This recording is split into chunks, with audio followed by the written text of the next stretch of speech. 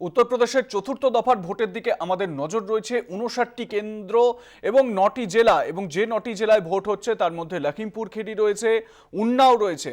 এবং স্বাভাবিকভাবে এই কেন্দ্রে, যে 9টি কেন্দ্রে ভোট হচ্ছে, বিজেপির যে অস্বস্তি এখানে রয়েছে সেটা স্পষ্ট হচ্ছে। সমাজবাদী পার্টি মূলত বিজেপির সবথেকে বড় প্রতিদ্বন্দ্বী এই মুহূর্তে, কারণ সমাজবাদী পার্টির তরফ থেকে যেভাবে প্রচার চালানো হয়েছে, একই সঙ্গে যে ইস্যুগুলোকে তুলে ধরা হয়েছে, তাতে বিজেপি বিরোধী হাওয়া উঠেছে। অন্যদিকে প্রতিষ্ঠান বিরোধিতাও একটা বড় বিষয়।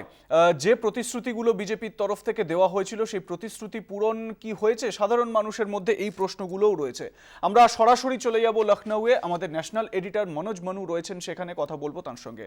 मनोज जी, चौथे दफे में जो वोटिंग चल रही है, इसमें तात्पर्यपूर्ण ये भी है लखीमपुर खीरी में वोटिंग हो रही है, उन्नाव में भी वोटिंग हो रही है। आम आदमी की चाह क्या है, इस विषय में जरा अगर विस्तार से बताएं। देखिए, आम आदमी की चाह तो ईवीएम में बंद है और वो तभी होगी जब इसके परिणाम सामने निकल कर आएंगे। हाँ, मैं आपको ये जरूर बताता हूं कि जो 9 जनपद हैं, 9 डिस्ट्रिक्ट हैं, उनकी जो 59 सीटें हैं, 2017 में पूरी तरह से यहां पर बीजेपी की आंधी चली थी और 50 सीटें बीजेपी गठबंधन को यहां पे मिले थे। ये अपने आप में बहुत बड़ी बात है। समाजवादी पार्टी, बहुजन समाज पार्टी एकदम साफ हो गई थी। ये उत्तर प्रदेश यानी कि अवध, रोहेलखंड और बुंदेलखंड, तीनों जो इलाके हैं उसको शामिल किया गया है इस चरण में। सबसे महत्वपूर्ण क्या है? सबसे महत्वपूर्ण है लखीमपुर खीरी। लखीमपुर खीरी में आपने देखा कि जो अजय मिश्रा टेनी गृह राज्य मंत्री हैं, उनके बेटे ने अपनी गाड़ी से किसानों को कुचल दिया, कई किसानों की मौत हो गई। बाद में फिर लंबे समय तक बचाने की कोशिश की, फिर वो जेल चले गए। अब उनको जेल से जमानत मिल गई है, वो चुनाव प्रचार में कूदे हुए हैं, व्यवस्था करने में लगे हुए हैं।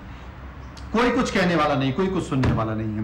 पीलीभीत में देखिए, वरुण गांधी लंबे समय से कांग्रेस, भारतीय जनता पार्टी पर निशाने साध रहे हैं। अपने ट्वीट के जरिए ये बताने की कोशिश कर रहे हैं कि ये सरकार ने कोई बहुत ज्यादा काम नहीं किया है, ये विकास की बातें की जा रही हैं, लेकिन विकास, लोगों के साथ धोखा हुआ है, किसानों के साथ धोखा हुआ है, गरीब लोगों के साथ धोखा हुआ है, लेकिन बीजेपी उनके खिलाफ कोई कार्रवाई नहीं कर रही है।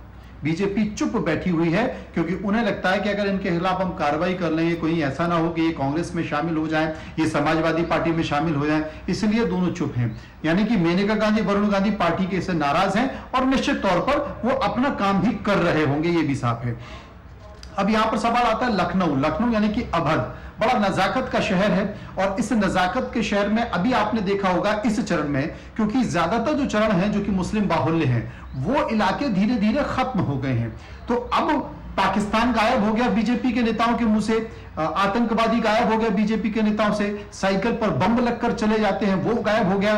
आज जेपी नड्डा ने अब से आधा घंटे पहले एक प्रेस कॉन्फ्रेंस की है और पहली बार बीजेपी इतना खुल के अपनी विकास की योजनाओं का जिक्र कर रही है, क्योंकि अब मुस्लिम बाहुल्य इलाकों में मतदान नहीं है, आजमगढ़ वगैरह रामपुर को छोड़ दिया जाए तो वहां पर आप देखिए कि अब यहां पर जो है विकास की बात कर रहे हैं जेपी नड्डा कह रहे हैं कि साहब हमने मकान दिए, हमने गैस दिए, हमने सिलेंडर दिए, हमने रोड बनाए, हमने गरीबों के लिए ये किया, हमने सामान्य वर्ग के लिए ये किया। सारी बातें विकास पर चल रही हैं। जितने भी बीजेपी के लोगों ने वोट डाला, क्योंकि लखनऊ में मायावती ने भी वोट डाला, राजनाथ सिंह ने भी वोट डाला, पंकज सिंह ने भी वोट डाला, कई बड़े बड़े नेताओं ने, सतीश मिश्रा ने भी वोट डाला और बीजेपी के सारे नेता विकास की बात कर रहे हैं, अपनी विकास की योजनाएं गिना रहे हैं। अब तक नहीं गिना रहे थे, अब तक वो पाकिस्तान की बात कर रहे थे, वो ध्रुवीकरण की बात कर रहे थे, अब वो विकास की बात कर रहे हैं। बुंदेलखंड का इलाका बांदा से वहां पर वोट डाला है साक्षी महाराज ने, वहां पर ओबीसी काफी वोट बैंक है, दलित वहां पर वोट बैंक है, तो वो एक बड़ा कारण है। रायबरेली जो कि सोनिया गांधी का संसदीय क्षेत्र है, यहां से कांग्रेस की विधायक अदिति सिंह ने बगावत की और भारतीय जनता पार्टी में शामिल हो गई है। तो अब ये कांग्रेस के लिए प्रश्न बन रहा है, लेकिन यहां कांग्रेस कहीं फाइट में है ही नहीं।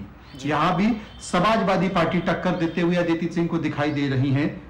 आपने मनोज जी, आपने कांग्रेस की बात उठाई। इस विषय में प्रियंका गांधी आज एक ट्विटर में ट्वीट भी किया है और वहां पे वो लिखे हैं कि भटकाने की कोशिशें हो रही है, रोजी रोटी से या फिर जो महंगाई है, ये जो मुद्दे हैं इससे भटकाने की कोशिशें हो रही है। कांग्रेस की जो आंदोलन है, कांग्रेस की जो प्रतिवाद है, वो सिर्फ ट्विटर में या फिर सोशल मीडिया पे बंद होकर रह गई है। मतलब मिट्टी से जुड़े हुए तो दिखाई नहीं दे रहे इन लोगों को। परेशानी यह है कि कांग्रेस विधानसभा चुनाव के ठीक पहले आती है और अब उस कांग्रेस सोचती है कि प्रियंका गांधी आ जाएंगी और हाथ हिलाएंगी तो करिश्मा हो जाएगा, लेकिन करिश्मा नहीं होगा। यहां पर उत्तर प्रदेश की जनता कांग्रेस को, प्रियंका गांधी को प्यार तो देगी, लेकिन वो प्यार वोटों में कन्वर्ट नहीं हो पाएगा, वो सीटों में कन्वर्ट नहीं हो पाएगा। तो यहां पर बहुत ज्यादा उम्मीद कांग्रेस को नहीं है वोट बैंक मिलने की। अब आप मुद्दे उठाते रहिए, लेकिन जमीन पर आपने कुछ काम नहीं किया है। अदिति सिंह ने जब वोट डाला तो वो ये कहती थी कि देखिए आप जीत जाते थे और वापस चले जाते थे, 5 साल आपका अता पता नहीं रहता था और उसके बाद चुनाव के टाइम पे फिर आ जाते थे। जमीन पर काम करना पड़ता है। समाजवादी पार्टी ने काम किया। आप देखिए समाजवादी पार्टी आज बीजेपी को टक्कर देती हुई दिखाई दे रही है, वो फाइट में खड़ी हुई है, लेकिन कांग्रेस गायब थी। कांग्रेस में कोई लीडरशिप नहीं थे। राहुल गांधी गायब है, अब तक राहुल गांधी चुनाव प्रचार में पूरी तरह से गायब है। चौथा फेज चल रहा है, अब वो धीरे धीरे उत्तर प्रदेश के चुनाव प्रचार में एंट्री ले रहे हैं। ये अपने आप में एक बड़ा सवाल है, लेकिन इन सबके बीच बहुत सारे प्रश्न हैं। पीलीभीत, लखीमपुर अपनी अपनी कहानी कहते दिख रहे हैं। वहां के जो जीते हुए सांसद हैं वरुण गांधी, मेनका गांधी, वो एक अपना खास संकेत दे रही हैं। लखीमपुर में किसानों का एक बड़ा नाराजगी वहां पर देखी जा रही है, बीजेपी को फेस करनी पड़ेगी। इसके साथ साथ लखनऊ में एक अजीब सा घमासान है, नजाकत का शहर है, काफी बड़े चेहरे हैं। रायबरेली में कांग्रेस अपने आप में जूझती हुई दिखाई दे रही है। बांदा बुंदेलखंड में रोजगार एक बड़ा मुद्दा है, ओबीसी और दलित सबसे ज्यादा यहां पर मौजूद हैं। तो कुल मिलाकर यही कारण है कि देश के प्रधानमंत्री ने पहली बार जमीनी मुद्दों को छुआ और उन्होंने छोटा जानवर, यानी कि ऐसे जानवर जो सांड होते हैं, ऐसे जानवर जो दूध नहीं देते हैं, वो किसानों की खेती को बर्बाद कर रहे हैं। वो रात रात भर किसान उनको डरते हैं। तो प्रधानमंत्री ने संबोधित किया। इससे पहले यूपी सरकार ने, यूपी के सियासतदानों ने इस बात का जिक्र नहीं किया। प्रधानमंत्री ने कहा छोटा जानवरों के लिए हम योजना बनाएंगे, यानी कि बीजेपी समझ रही है देश के प्रधानमंत्री को छोटा जानवर, जंगल खेतों में घूमने वाले जानवरों पर चर्चा करनी पड़ रही है, संबोधित करना पड़ रहा है और कहना पड़ रहा है कि हम योजना बताएंगे। यानी कि आप समझिए ये चुनाव कितना जमीन पर आ गया है जी। ये हवाई चुनाव नहीं है, ये राष्ट्रीय मुद्दों पर चुनाव नहीं है, ये हिंदू मुस्लिम पर चुनाव नहीं है। ये चुनाव इस पर है कि जमीन पर आइए, जमीन पर खड़े होकर बात कीजिए, और उसी को लेकर मतदान हो रहा है। और यही कारण है कि राजनाथ सिंह, जो कि रक्षा मंत्री, उन्होंने वोट किया है। राजनाथ सिंह ने भी विकास की बातें की। कोई हिंदू मुस्लिम नहीं, कोई पाकिस्तान नहीं, कोई ध्रुवीकरण नहीं, सिर्फ विकास की बातें की। तो बीजेपी अब से लेकर और जो अंतिम चरण खत्म होने वाला है तब तक सिर्फ अपनी विकास की बातें करेगी, अपनी विकास की योजना, क्योंकि वो भी मानती है कि हिंदू मुस्लिम हमसे ज्यादा हो गया है। हमने काम किया है, हमने विकास की योजना दी है, लेकिन हम उससे भटक रहे हैं। लेकिन योगी आदित्यनाथ को कोई तो रोके, क्योंकि उनके मुंह से सिर्फ हिंदू मुस्लिम, मंदिर मस्जिद, दंगे, चर्बी, गर्मी, ये सब बातें निकल रही है। वो गर्मी निकल गई साहब, वो गर्मी निकल चुकी है। वो जो चौथा फेज है वो गर्मी निकल चुकी है। अब बीजेपी सिर्फ विकास की बातें करेंगे। और योगी भी अब जब भी आपको प्रेस कॉन्फ्रेंस करते दिखाई देंगे तो आप देखिएगा वो बताएंगे कि हमने क्या विकास किया, क्योंकि आज सुबह से सारे बीजेपी के नेता विकास की बात कर रहे हैं। जेपी नड्डा ने प्रेस कॉन्फ्रेंस की है, उस प्रेस कॉन्फ्रेंस में भी वो अपनी सारी विकास की योजना गिना रहे हैं, इसके अलावा बात नहीं कर रहे हैं। तो समझिए कि चुनाव कहां जा रहा है।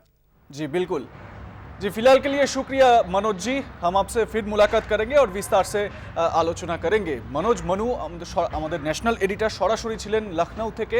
আমরা প্রতি মুহূর্তের আপডেট আপনাদের সামনে তুলে ধরছি উত্তরপ্রদেশের চতুর্থ দফার ভোটের।